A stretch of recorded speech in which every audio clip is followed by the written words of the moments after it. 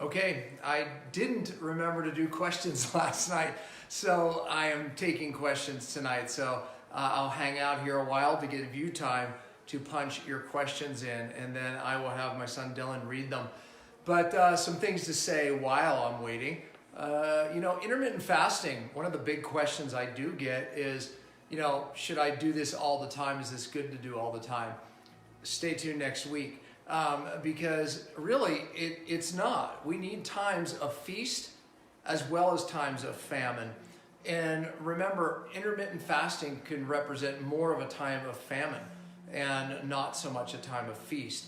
So these times where we stimulate an opposite pathway called mTOR through times of a lot of eating and feasting is actually good. But I'm going to get into that more next week.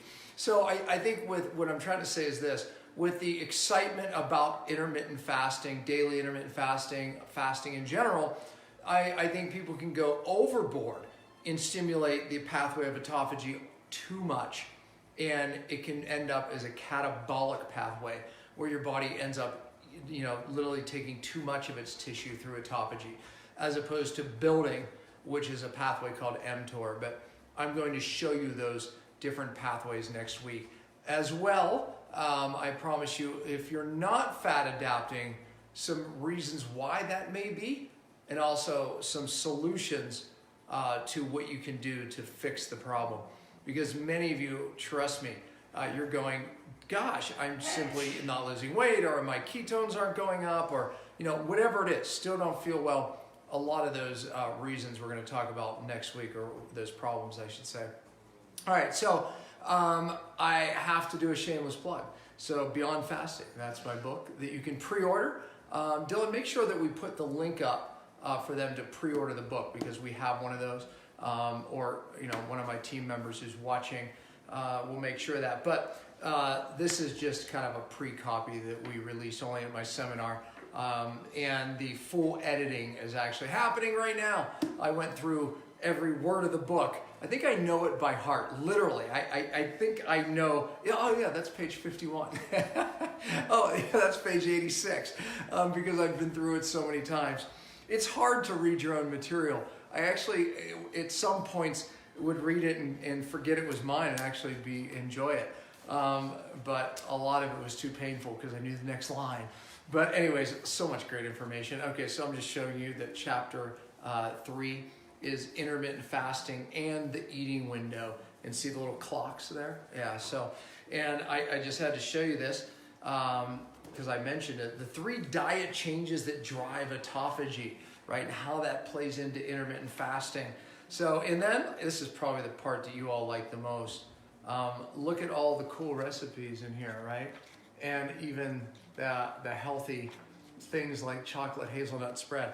So yeah, I mean, there's a lot in here, and we had some amazing people. I can promise you this. I didn't do the recipes. I did everything else, not the recipes. So we had some amazing people that I thanked in the beginning of the book for that.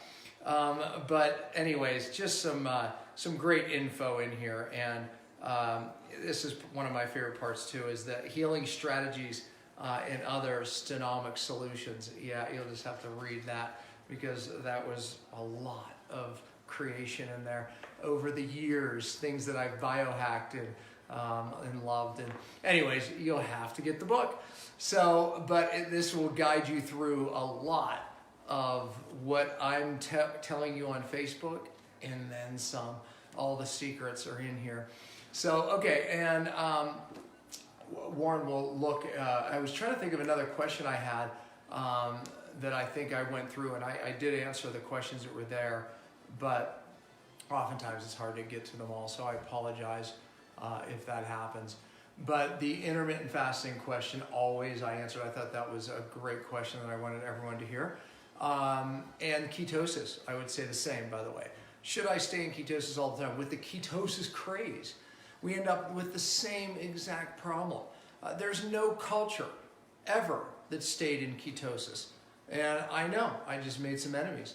But again, we can look at studies, and we can look at ancient cultures over the history, and they were always forced in and out of times of feast and famine But let me tell you something, when they had carbohydrates, boy, I'll tell you, they ate them. And I'm sure they were healthy. But when the fruits came in, the berries, whatever it was, they indulged. So there is times that it is actually beneficial to move in and out of different diets. And, you know, I'll start with that next week, because one of the things that we see is a diet that makes somebody well, or let me just rephrase that, makes somebody feel good when they first change their diet. People tend to stick to that diet. So you have your people that are in the camp of ketosis, paleo, vegans, vegetarians, you name it. So they go, when I got on this diet, I felt much better. And so therefore they stay on that diet. And I'm going to show you that that's not good. And this is the first time probably in the history of man that that's been able to happen, because we do live in a time of abundance.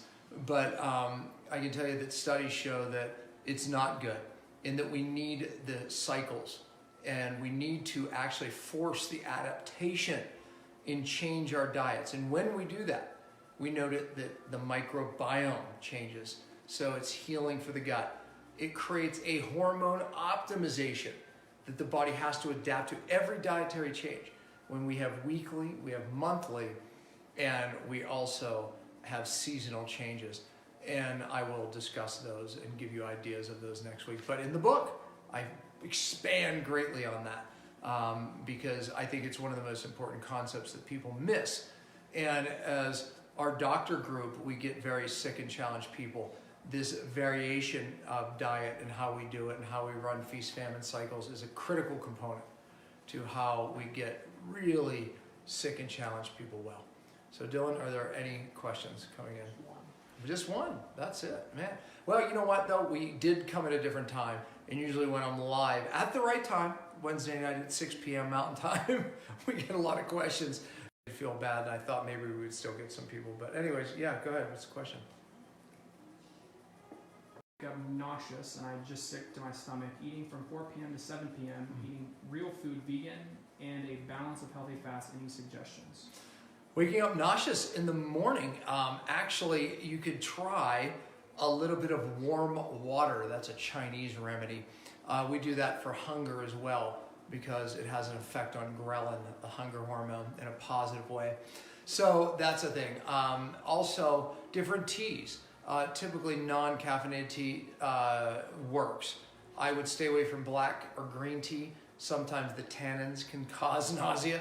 Be careful, but a little bit of even ginger tea or peppermint tea can be magic, or just warm water. But if this is something that is prevalent a lot with you, a lot of our lead patients incline symptom, nausea in the morning. In the morning, you release a lot of bile from the night before, and the bile carries lead and other toxins with it. So consider heavy metal detox, which I'll talk a little bit about probably in the next couple weeks. But there's a product called Bind, B-I-N-D, and if it's toxic bile that's causing that, you want to take at least 3 or 4 Bind first thing in the morning. That works.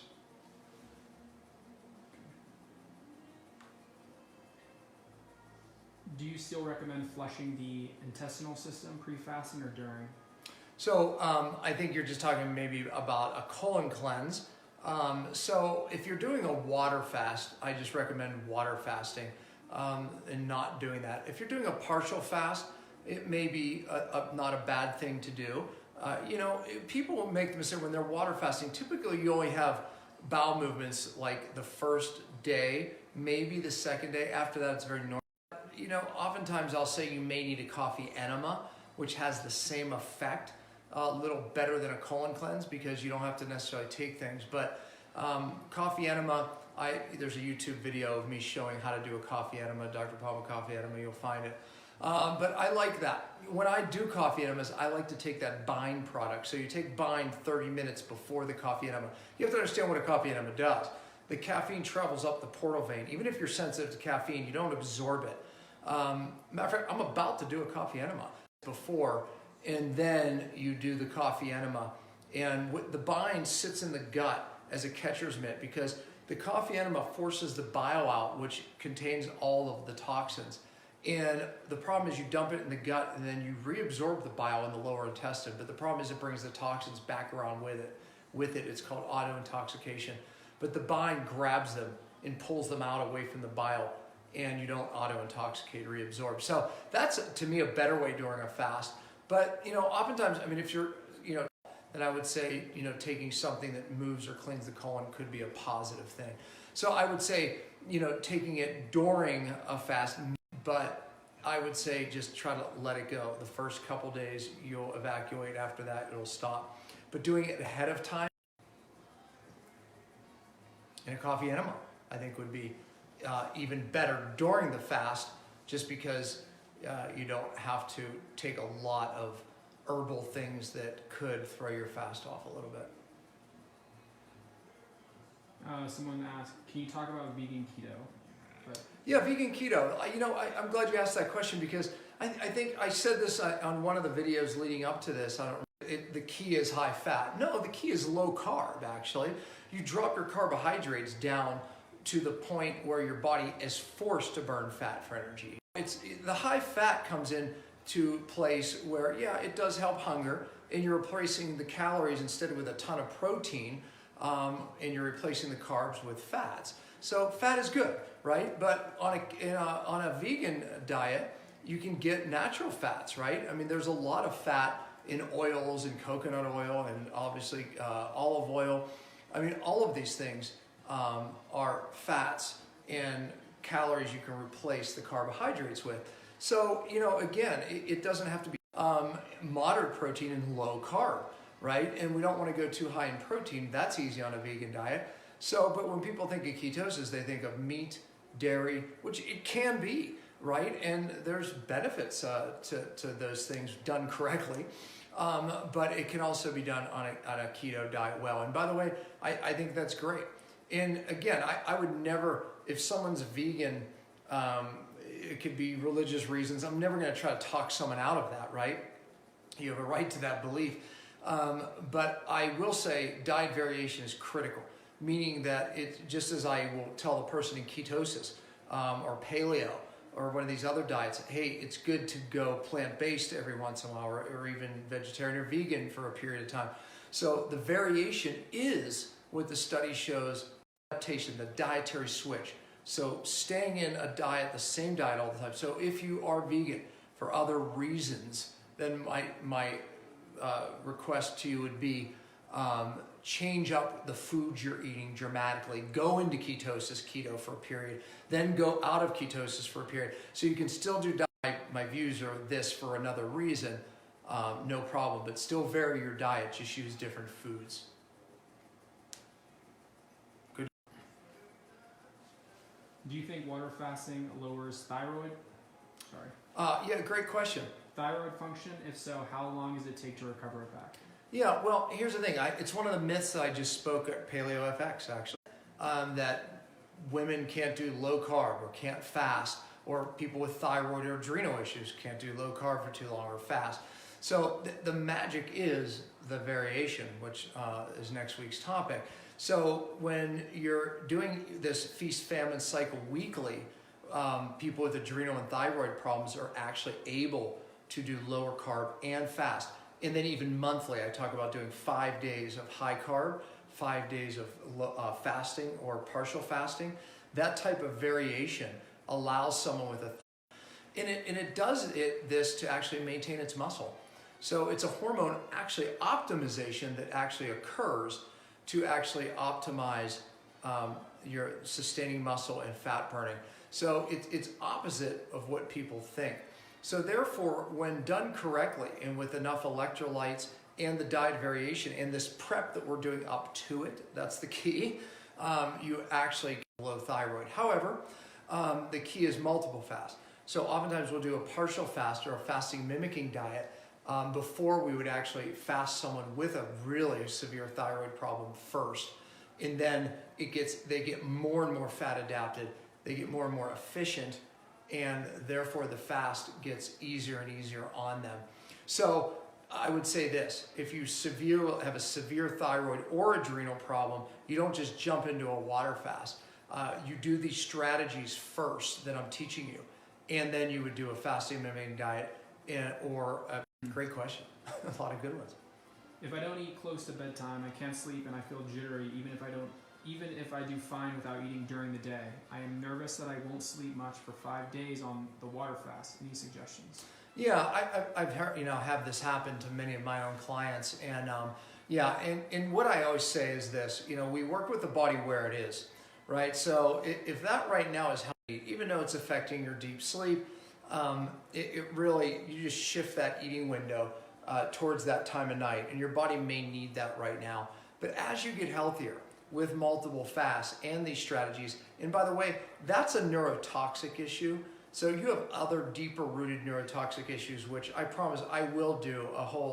That is classic common for someone who has a neurotoxic issue. Heavy metals, biotoxic illness via mold, hidden infections, those big type of neurotoxins cause that problem. There's also a product called Serifos, Seripos, that I love to take for those people. So try some Serifos before bed. Works great. And Bind, that other product that I talk about, that before people like yourself. So, and then stick to proteins, things like eggs, if you're okay with eggs. Higher protein, it seems like protein even over fat and even over carbohydrates works.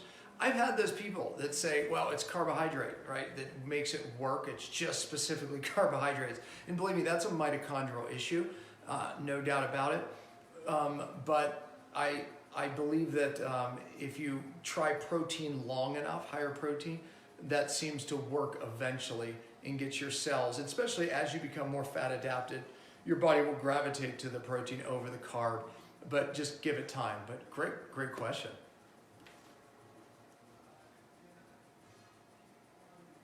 What to do to not eat so much graze after a fast? Another great question. So I have a whole chapter in here on how to do the refeed and all the problems. Look, in a 5-day fast, you're not going to get refeed syndrome, where, right? That actually happened in one of the Jewish concentration camps. The people came in and they just saw these poor people and they just started giving them food because it's an electrolyte shock into the body. So that's not going to happen on a 5-day fast. But with that said, you can blow the fast. You can stem cell utilization and stop that process, because what happens after the fast, your body raises up all these amazing stem cells, and when you start feeding, you're just basically taking those stem cells and putting them right into work. Man, that's awesome. But if you break a fast too quickly, boom, you just put a stop to that because it's traumatizing. So how not to? One of the best things, let's say you water fast or a partial fast, you could go right into the fasting mimicking diet that gives you, here's a box of food for that day, the first day, second day, third day. So many people will go right in from a water fast to the fasting mimicking diet, eat this box of food that day, the next day that box of food. Because I always say that some of the hard part is once you start eating, you just don't want to stop. But if you do another 5 days of like, all I can eat is this box of food, many people have been very successful with that. I think that's a great idea if you struggle with eating too much. Limit it, go into that partial fast. But it does control, here's what you can eat. So oftentimes just eating, starting to eat, you just don't know how to stop. That's me oftentimes, so I have to be very careful. I've done it the wrong way before. But I think that's the best advice that I've heard, or at least success stories that I've heard with that exact problem. Be careful. Do you recommend vitamin C before and after fast? Vitamin C is fine before and after a fast. And even if you're doing a partial fast where you're allowed to eat, I think it would be fine during the partial fast. It downregulates oxidative stress. I think more powerful than vitamin C is the product Fast Tonic that's part of our fasting trio. Fast Tonic gets rid of hydroxy-free radicals at a much faster. It has a much more powerful effect, and it's called molecular hydrogen, and that's kind of new than vitamin C. Nothing wrong with vitamin C. Matter of fact, you could actually do both, but vitamin C is an antioxidant where molecular hydrogen acts more as a redox molecule, where it can just be that balance between the systems of antioxidant and oxidation, which you need that balance, and hydrogen creates that balance. I hope I don't mispronounce this, but How do you fast with Hashimoto's? Yeah, no, I'll tell you, myself and my doctors would tell you that we would never be able to impact and help the people with these severe autoimmune. Hashimoto's is autoimmune, and meaning, folks, the body's attacking itself, their own immune system. And we would never be able to help them if it weren't for fasting. So the advice I gave earlier, you start with these partial fast or fasting mimicking diets, and then you can work up later to it. But these strategies that I've been teaching these last few weeks are also a critical component to that. But Hashimoto's, listen, that is a neurotoxic disorder, mostly driven by heavy metals, because the heavy metals are attracted to the selenium receptors. There's multiple ways it drives autoimmune, but neurotoxins drive autoimmune. It turns on the gene. It literally creates confusion in the immune system itself. It disrupts the microbiome, which is part of autoimmune. So when I teach autoimmune, I teach it as a three-legged stool. One leg, meaning all three things have to be there for it to stand up, right? That's the analogy of a three-legged stool. There's certain genes we all have, but that gene diseases of our genetic susceptibility, if it's turned on by a stressor, which brings me to the middle leg, or another leg, I should say, that are the stressors that trigger the gene, physical, chemical, or emotional. And we evaluate all of those stressors. And that's where my cellular detox comes in, is really removing those stressors to turn off the gene. And then the last leg is the microbiome. How do we fix the gut? And these ancient healing strategies, the diet variation that I'm talking about next week, fasting, intermittent fasting, all of this, moving people in and out of different diets, ketosis, higher healthy carb. So all of that is driving an adaptation in the body that's able to help turn off that gene. So always think of those three things that cause autoimmune, but the three things that that I teach doctors on how to turn it off. So that's how we use fasting within a system what I teach called a multi-therapeutic approach, right? And my 5 R's is also a big part of how we turn off the genes, but removing the stressors at the cellular level, and then these ancient healing strategies. So if you go to my website, I wrote an article called Autoimmune Answer. Read that. And I've also done cellular healing TVs on autoimmune. And you'll hear, I just recorded another one actually that'll be coming up in the future. A gal who had Hashimoto's, autoimmune. But you'll hear some of the stories there with people who have autoimmune that were reversed. And fasting was a big part of it. But so was the cellular detox. Should true cellular detox be done completely separate from the water fast? Preferably after the fast? Yeah, I mean, look, I like, during a water fast, I like to just water fast. You would do cellular detox either before and or after, of course after. But, it would be not during, but before and after. And again, for people who don't know what that is, if you go to Cellular Healing TV, I've done a lot, and YouTube videos a lot on true cellular detox, and of course it's part of this multi-therapeutic approach that I teach doctors. These strategies that I'm teaching you, I call these ancient healing strategies, and then the detox, and then my 5 R's of how we fix a cell. Hi, I completed the TCD last year and cleared the testing. Currently doing a leg year. I am fat adapted and get into ketosis pretty fast. I do diet variation. My thyroid numbers keep getting worse, but I'm determined to fix the root cause. Any thoughts on why my body will not release fat, etc.? What am I missing? Yeah, look, matter of fact, I'll tell you what I tell my doctors, right? If someone's not progressing that you're missing, and I talk about the 3 big ones, the heavy metals. If you just did, I always say this, if you have a deep neurotoxic issue, it's years, not months. So one of the things that we do as a group of practitioners, we train our clients and patients to do this process themselves. So the TCD is a box system that lasts 3 months. That's more for the general public to introduce them to how detox is done correctly. But in the portal there, where I educate people about real detox, I tell them it's multiple brain phases. So there's a prep phase, there's a body phase, and then there's a brain phase that really you need multiple brain phases. However, if you have severe challenges, this is why I train doctors. So they're my platinum group of doctors that go outside that box, so to speak, And they really develop a detox protocol very specifically for the person that's performed, meaning that the doses are very different of the chelators being used. The cycle lengths are very different. 3 on, 4 off cycle, 7 on, 7 off, 4 on, 10 off. Some people do better with longer cycles of detox, some people shorter, some people higher doses, some people lower doses. Some people are certain chelators, some people do better with others. You get my point. So it's very specific for someone who has challenges. And, you know, look, if you go to my website and you go under detox, health coaching, etc., you'll see me do a video there that kind of helps direct you to a practitioner, you know, or some help in that area. So website, I think it's under health coaching or services or one of the two. But anyways, yeah, that's a really great question though, because you know it's more complicated than you think, and you still have an upstream issue. I always say this though, look, you know, something is missing.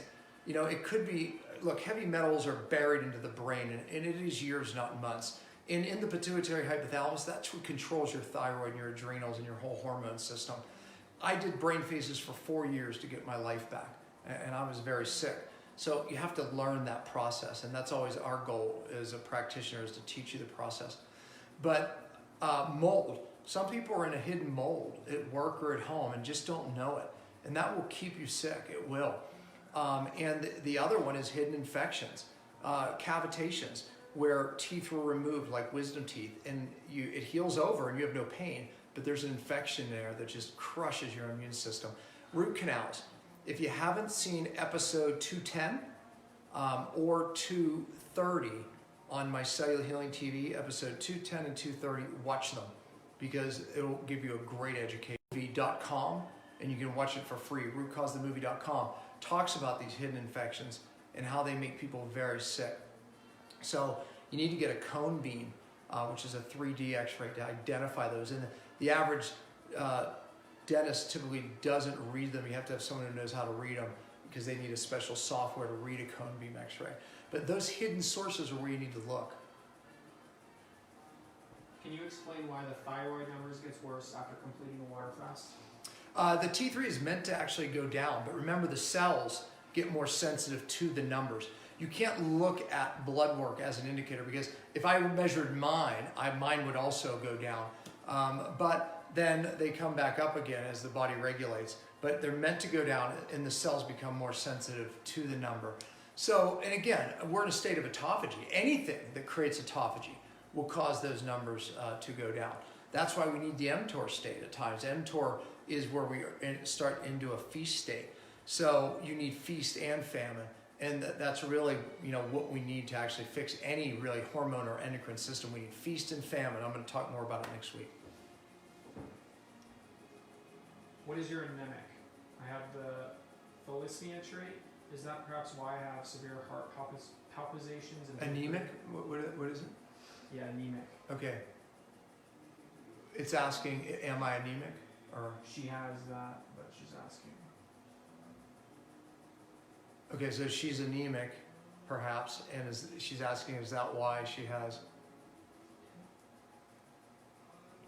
I have the. Here, walk up here. Hold on.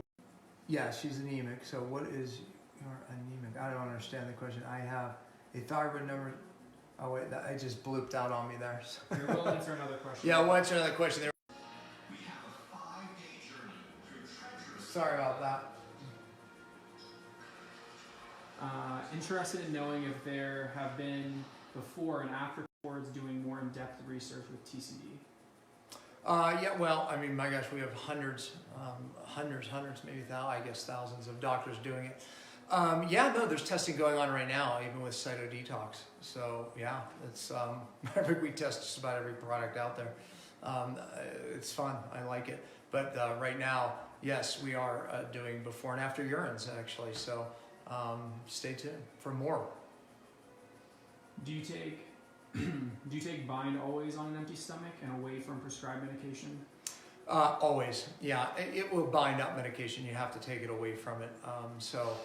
Medication at least 2 hours either side. Supplements, I always say 30 minutes to an hour, depending on the type of supplement. and 30 minutes, at least 30 minutes away from food. Oftentimes we'll take it 30 minutes to 45 minutes before a meal because it's sitting in the gut, and then the fatty meal dumps the bile. So you can take it like that as well. But yeah, typically you don't want to take it constantly around food. Here, I can read this one. Mm-hmm. Right there.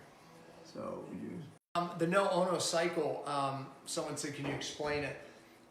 It's a perpetuating inflammation cycle on this no-ono cycle, which that means it's a peroxynitrate is a nasty free radical, and your body produces it, but it downregulates it, and it's normal. It acts as a redox. It can actually upregulate immunity. However, if it doesn't downregulate, it can feed back into this nasty cycle that peroxynitrate stimulates superoxide, and superoxide goes and stimulates nitric oxide, and nitric oxide, it goes around and around. And this is a cycle that doesn't stop. And oftentimes we just have to break the cycle. And there's some things, there's a product called Epic that is actually created to break that chronic inflammation cycle. Many people have this no-ono cycle firing, or just chronically inflamed. So nitric oxide is positive, but it can be a positive. It could feed into this positive feedback, and the cycle needs to be broken. Does bind help with leptin receptors? Yeah, bind can indirectly help with leptin receptors. Bind really doesn't leave the gut, which it's designed not to. But you have to understand that toxins in general, for example, mold, biotoxins, they bind up into bile, and then they're dumped in the gut and from the bile, and it's just reabsorbed right back to the liver and recirculates in the body. And leptin receptors, which most are right in the hypothalamus that controls your pituitary and hormone system, they're very sensitive to these nasty biotoxins from mold and other infections. And when you distribute those, you just constantly affect those receptors. Bind pulls those toxins away from the bile complex. So indirectly, it helps the leptin receptors, yes. These are like in-depth questions. You guys are like, you've been studying. You guys is a Pittsburgh thing. I'm originally from Pittsburgh. I remember one time I was lecturing in California, I won't say where. Let's just say they don't like me too much. But they hated the fact that I said guys. They thought I was being absolutely, what do you call it? I guess male chauvinist. I don't know. But politically incorrect. There's the word I was looking for. And I didn't know this, but like on the forums afterwards, they absolutely hated that. I wanted to defend myself and said, I'm from Pittsburgh. It's like in South, they say y'all, we say guys. It doesn't mean male or female, it's just guys, us. Anyways, humor, next. I'll link it in there, but where could we order bind? Yeah, I mean, Revelation Health off my website, or if you just go to drpampa.com, Bind is there, Fast Tonics there, I mentioned that one. So I mentioned Cyto Detox. Those are all part of the fasting trio, actually. Bind, Cyto Detox, which I said that we're doing tests on right now, and also the Bind. So, all right. One more. Do you want to what is the Bind? To that now. Bind is a product that has 4 different types of binders in it. It doesn't leave it sits in there to pull toxins away from what we do that. So many of the toxins end up in the liver, binding up to the bile. It's a fat compound, right? And then the problem is bile's dumped into the gut.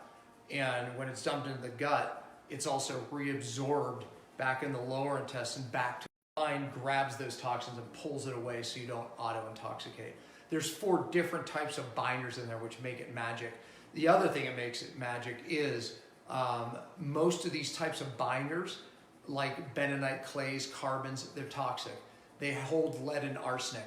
So everything that we put in that product is toxic. These things bind, one of the binders in there is so strong, it'll pull toxins from the air. So, I mean, it's that strong. It's an active form of carbon, and it's very special. But the problem is, you have to test every batch. But all of these types of binders, you need to test. All right, so that was a lot of questions after all, which is awesome. And I'll do more of this if you all need it. I love it. I thought these questions were really high end. You guys are brilliant.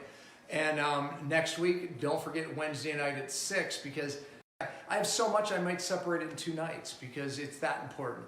And I just may do that. So, but Wednesday night at 6, and then if I have to do Thursday night again, I will, just to make sure you guys get you see, I said you guys, you all, y'all, all of you, whatever the term is, being politically correct now, make sure you're there, invite your friends. Years of accumulated knowledge, and I said it last week, I take no credit. The only reason I know this stuff is I've been very sick, where many of you are, even right now. But let me be hope for you, and let me bring you hope always. And if God gives me an inspiring message, I'll bring it to you. Otherwise, okay, I'll see you next Wednesday at 6. Bring your friends.